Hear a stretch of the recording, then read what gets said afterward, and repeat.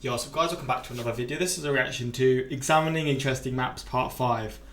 I've done all the reactions to the videos of the previous parts, and I've found these videos, Part 4, Part 3, Part 2, and the first one, I've really enjoyed them, and yeah, man, I mean, I like geography, I like sort of looking at maps, and I enjoy reacting to this channel, so that's pretty much it. It's sort of a throwback channel. I reacted to it recently, but I used to react to this channel a lot, like when I sort of, the earlier days of the channel.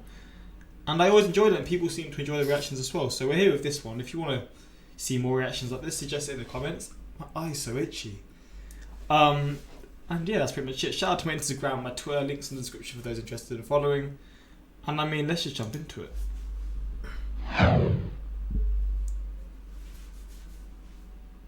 Howdy, it's Kyle with another installment of Examining Interesting Maps. I post videos in this series about quarterly. This is the 5th one in the series, and I'll post links to the previous 4 in the description if you want to check some of those out. But let's take a look at some interesting depictions of geography. This first map is the official U.S. Census Bureau map that shows the percent change in population from 2010 to 2020. So you'll see on this map there are only 3 states that have lost. So Hawaii's down here, and Hawaii's 7. So Hawaii's this colour here. Alaska 3.3, Puerto Rico minus.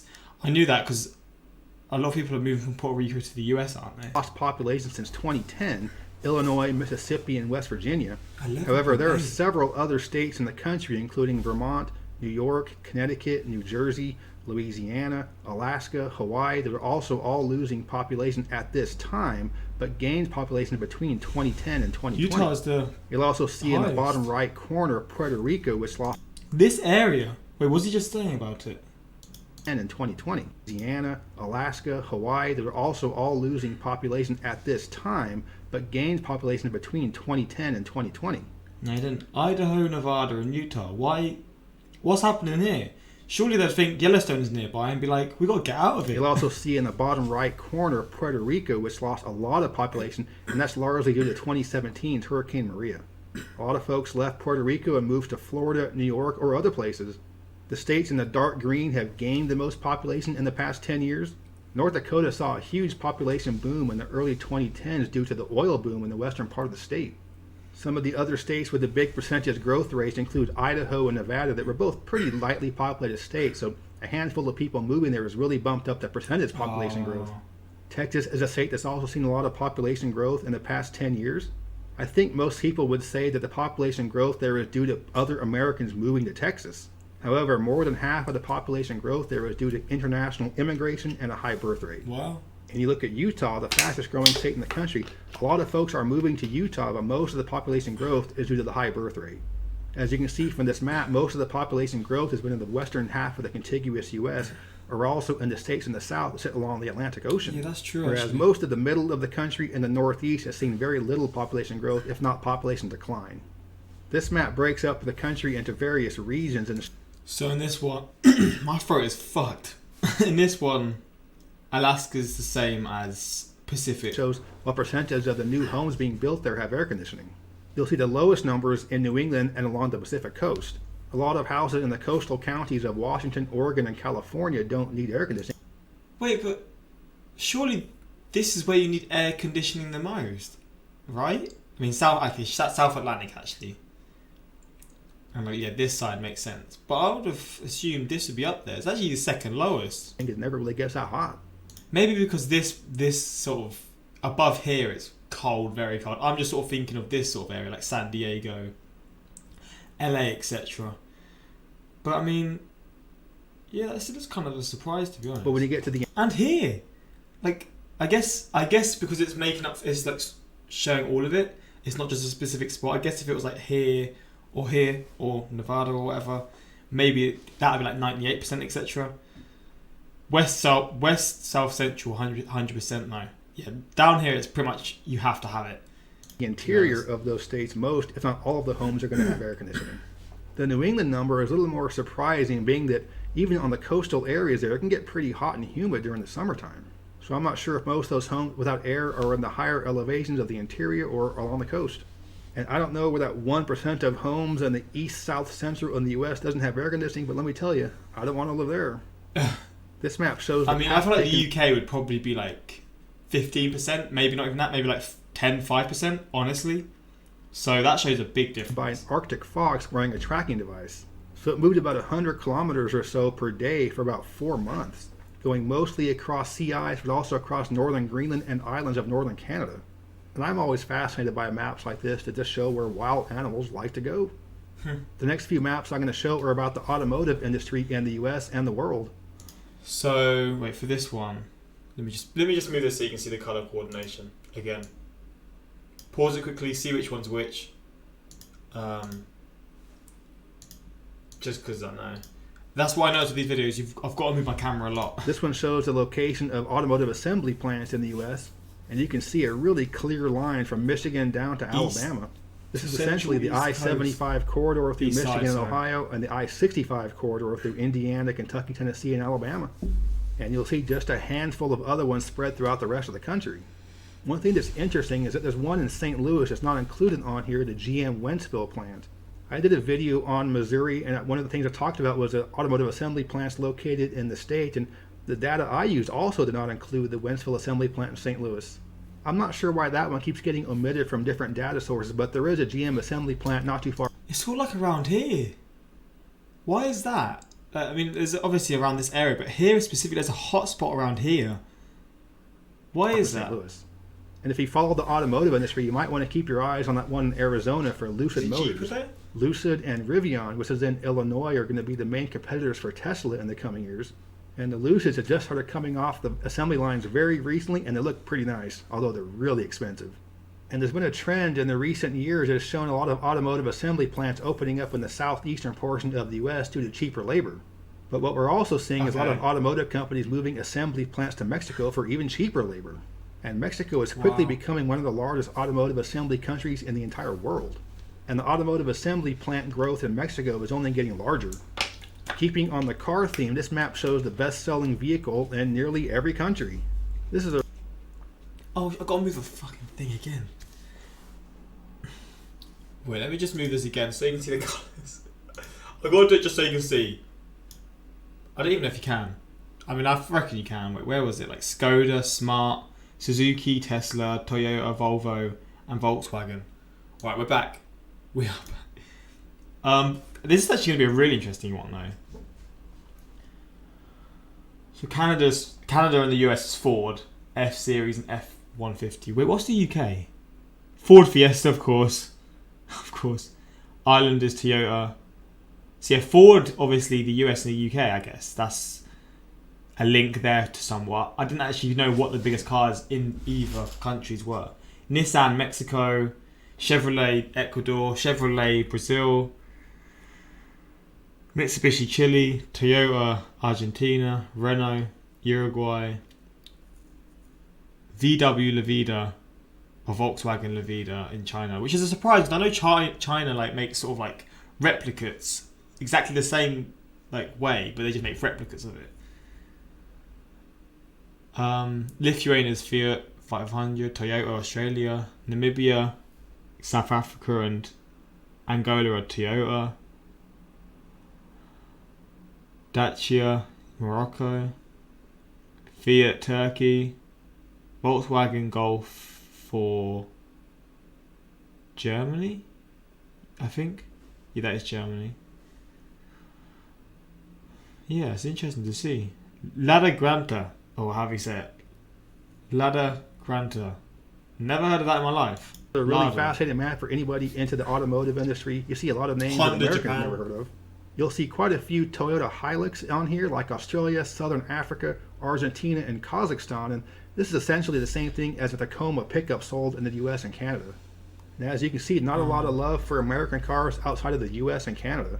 Although Tesla is the #1 brand in both Norway and the Netherlands. Really? It's the #1 best-selling car. I guess it's becoming more and more like sold, isn't it? Because obviously, I was thinking this is probably like a yearly graph. But Tesla being #1, people in Norway living good, man. And the UK loves the Ford Fiesta.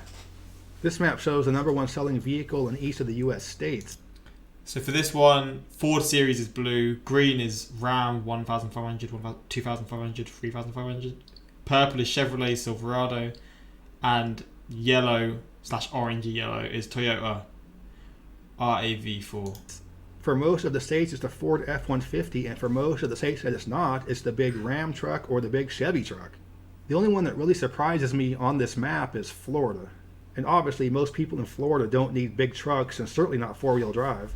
Although it never ceases to amaze me just how many folks in Florida do have four-wheel drive. And we'll segue into a map that shows the highest and lowest gas prices in the world. I do love the irony of using the US dollar as the currency.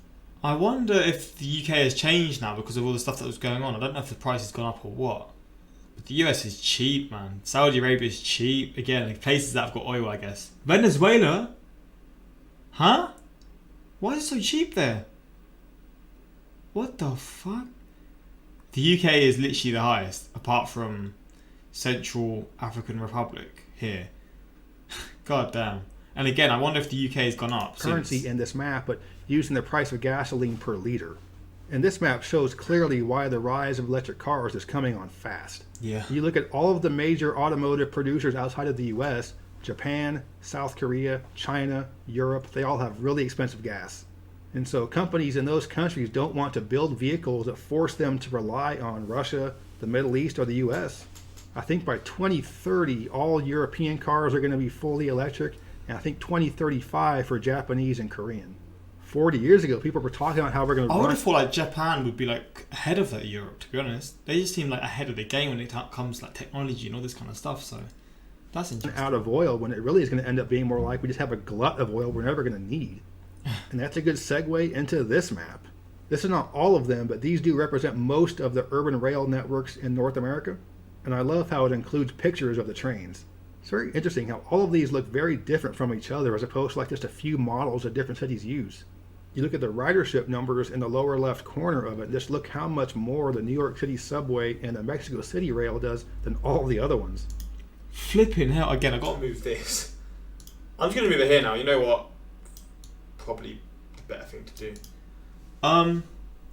New York subway, 2.7 billion. There are nearly 20 times as many people that ride the New York City subways as either the Boston or San Francisco Bay Area light rail. What the fuck? And also notice how Los Angeles, with 18 million people in the metro area, doesn't even show up as a top 10 on this list. And the Philadelphia one is called SEPTA. Really?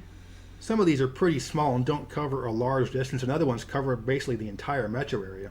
If this were Europe or Asia, almost every city is going to have one of these, but you can see in the US, it's really only the biggest cities that have light rail throughout its metro area. This map depicts what the terms first, second, and third world meant when they were coined by the US government. Most Americans would refer to first world countries as the rich ones and third world countries as the poor ones. And there's definitely a correlation between that, but you look at Ireland, Switzerland, Austria, Sweden, and Finland, those are all rich countries that weren't aligned with either during the Cold War.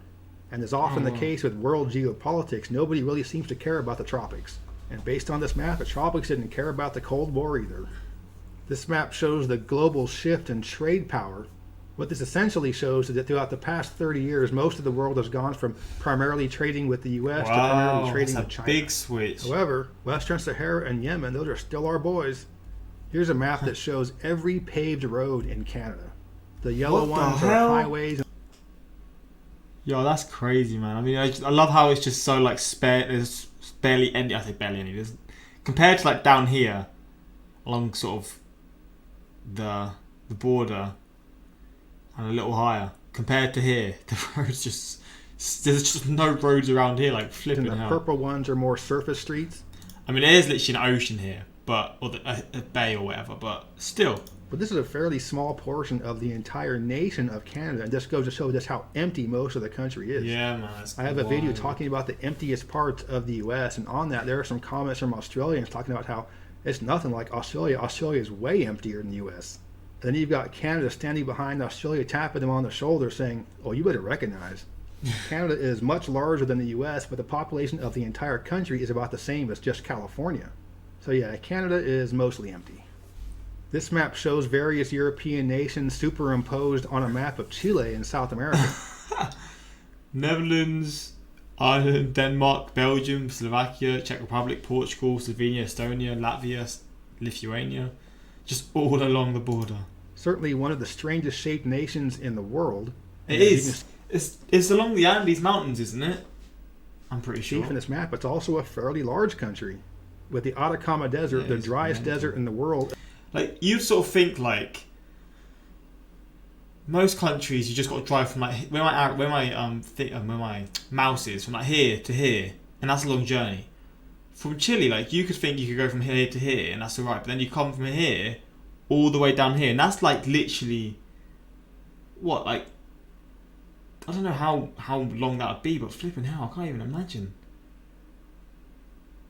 How many miles would that be? In the northern part of the country, and penguins living in the south, Chile takes up a lot of space along the Pacific Ocean. Wait, what? Penguins living in the south? Is it that cold there? Wait. Southern Chile. Why is it in capitals? Chile. Oh my god, I can't.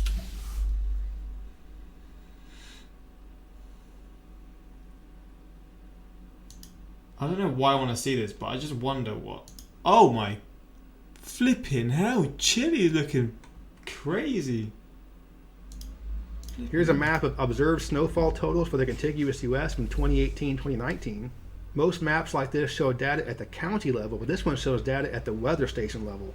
So you get much more accurate data that really depicts where the snow actually does fall the most in the U.S. The darkest shades of purple are going to be on the windward side of the highest elevations in the interior west, followed by the lake effect areas of upstate New York and the upper peninsula of Michigan. And you may be surprised to see a decent amount of snow in southern Arizona right there along the Mexico border. There are some decently high elevations there, so you are going to get some snow, even though it is a very dry part of the country and it's so far south. So you look at some of those dark red areas in the middle of the country, these areas don't get a ton of snow, but the temperatures are really low during the winter. But the climate is fairly dry there, so even though it's really cold, you're not going to get a lot of precipitation. But overall, it's a great map, and it's presented very well. I wonder what the UK This map shows the approximate range of coyotes in North America since 1900. So if you live in the southeast, you've probably noticed that just this century, there's been a lot of coyote sightings, even though there weren't about 25 years ago. But they're very adaptable, and as you can see, they're going farther and farther north in eastern Canada, as well as going down into the tropics in Central America. It's reasonable to expect that coyotes are going to be in South America in the near future. Humans can't cross that part of central Panama that's almost inaccessible, but I think coyotes can. And who knows, maybe in about 50 years we'll see coyotes eating some of those penguins I was talking about in southern Chile. I think every video in the Interesting Map series has shown at least one map that depicts just how large the Great Lakes of the US and Canada are. So this one superimposes the lakes onto Europe, and this is a great visualization of just how large the Great Lakes are. It's like an ocean. The part to the east is the St. Lawrence River, which proportion of it is the US-Canada border as it goes out to the Atlantic Ocean. This is a light map for Europe, and I know a lot of geographers don't like maps like this because light maps are essentially a proxy for population density maps. This is where I am. This is where I live right here. And I mean, compare. Look at like France. This is Belgium actually, isn't it? Belgium, Netherlands. I guess because they're so small, it's just such a high population, such a small area. I mean, I thought the population density in the UK or England was bad, but you see here, flipping hell. Here, where's this? I don't know what city or country that is, or bunch of cities that is. Maps. However, most of the viewers of this channel are either American or Canadian, so seeing a population density map for Europe can be useful. So it gives a nice visualization of where the largest population clusters are in Europe. In the northeastern portion of the map, you'll see a big blob with a bright red portion in the middle. That's Moscow. What the hell? Moscow's huge. I mean, I knew it was big, but flipping The line of Italy is really obvious on this map. If you look to the southwest of the map, that long skinny portion along the coast, that's Portugal. But just west of center of this map is where you see the largest cluster of people, with that giant cluster being most of Belgium and the Netherlands, and that red dot southwest of there being Paris. A lot of those dots you'll see in the North Sea between the UK and Norway are offshore drilling platforms or fish. What? So people just live along here? Fuck me, man. Fishing flotillas. You can also see the Mediterranean coast of Africa on there as well populated. But overall, just a nice map to show the population distribution of Europe and the Mediterranean coast of Africa. Here's one that shows the biggest public companies in each country for 2021. Yo, I love these maps so much. So the ones you can't see, BHP Australia, Xero for New Zealand, BCA for...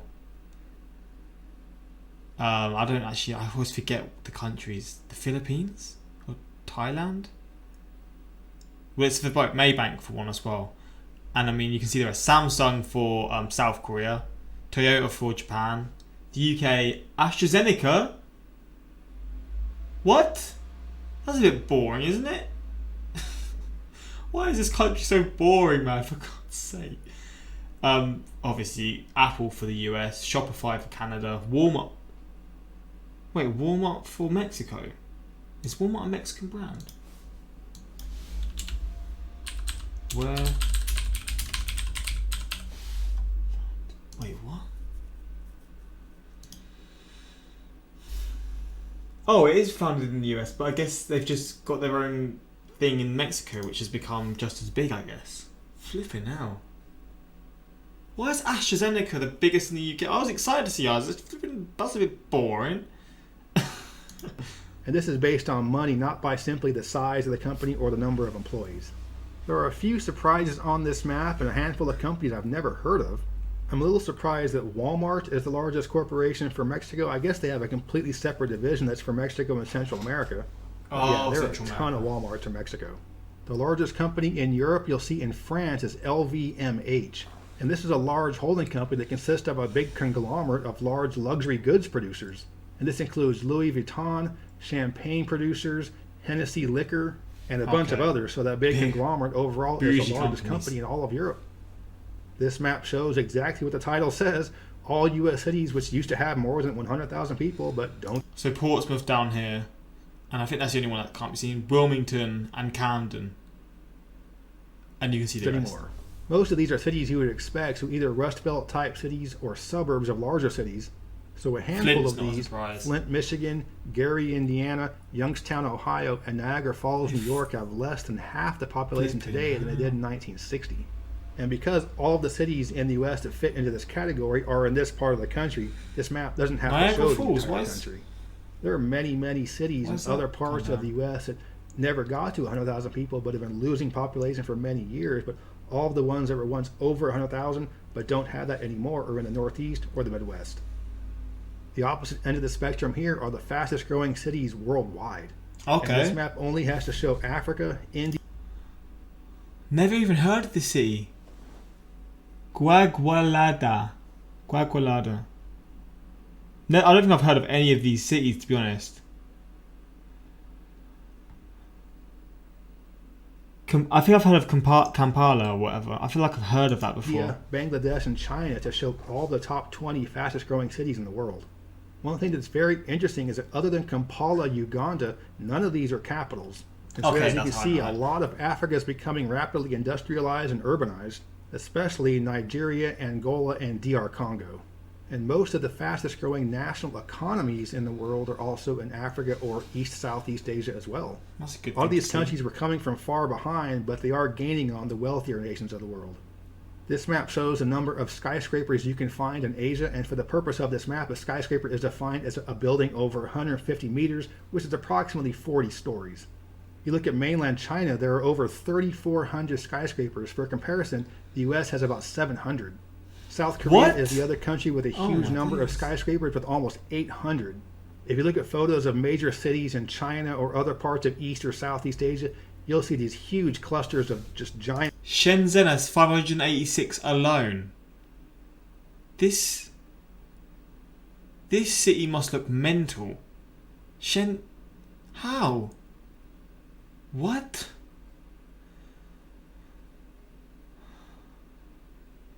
I can't believe that. Shenzhen skyscrapers and just overall beautiful skylines. And I don't see things slowing down there anytime soon. China just keeps building and building. And these last few maps I'm going to show are from a game you can play online, and I'll give the links to that in the description. So the point is to name as many cities as you possibly can in a country or on a continent. So this is my map for the U.S. I was able to name about 2,800 cities. I think that's pretty good, but it would have been nice to get to 3,000. A lot of geographers, other YouTube channels, and people on the geography subreddit have competed in this, and it's pretty fun to do. So here's my map for Canada. I thought I would do a lot better than this. A little disappointed to be under 100. And for Mexico, same thing. A little disappointed they have under 100, and mainly the ones I know are just the state capitals and largest cities. Here's my incredibly impressive map for Brazil. I named a whole whopping 17 cities. Just guess football teams. I did just as poorly for Australia as Brazil, Showing these maps probably hurts my credibility. I only know 17 for Australia. That's pretty bad. I did a couple of the continent-wide ones as well. So this is for Africa. A little over 100 cities. I think that's okay. But for many of the countries, the only city I know is the capital. And here's my one for Europe. You'll see a lot of YouTubers from Europe or people on the geography subreddit show this map. A lot of them are in Europe, and a lot of them do way better than this. He didn't get... Oh, man, he didn't get Norwich. That's a shame. I mean, I don't know where this is, because this is near Norwich, but, like, there's no real big cities or towns near here. That's like King's Lynn. Wait, is that King's... Sorry, I've got to see this. Has he guessed King's Lynn, but not Norwich? Location. I know no one's going to care about this. Why is this in caps? So, it is. This man is... He's just got King's Lynn. How does he know King's Lynn? What? That's baffled me, man. Look at the size. I don't even know if it's like 100,000 people live there. That's kind of crazy. Maybe it was just an accident. That is literally King's Lynn. As an American that's never been over there, that's not too bad. If you think you might be interested in doing some of these maps, click on the link in the description and see how well you can do. So there it is, part 5 of the Examining Interesting Maps series. And I post videos in this series about quarterly, so look for part 6 to be released about 3 months after this one. 3 months, man. Shout out to Geography King again, man. If you haven't already, show him some love. Subscribe to his channel because I do really enjoy his videos. But I mean, yeah, 3 months until the next one comes, right? Can't get enough of these. Wish they were more frequent. I mean, I'd do as well, but I guess the reason behind it is because it just takes time to find these videos or put this stuff together. The map of Europe's lights at night is fascinating. Moscow really stands out compared to the darkness between Eastern Germany, Poland, and itself. How do you... Oh, I'm falling apart. Always a good day when Geography King uploads. I could have sworn the Subaru Forester was the best-selling car in every Western US state. You see them practically everywhere. Never even heard of it. Wait, oh! Subaru. I'm not good with cars, alright? I am not good with cars. For God's sake. Oh man, I hope no one's watching at this point of the video. I doubt it because it's pretty much the end. But if you did get to this point, don't mention anything. Just leave it, alright? But yeah, hopefully you did enjoy this reaction. More on the way, and until next time, like, subscribe.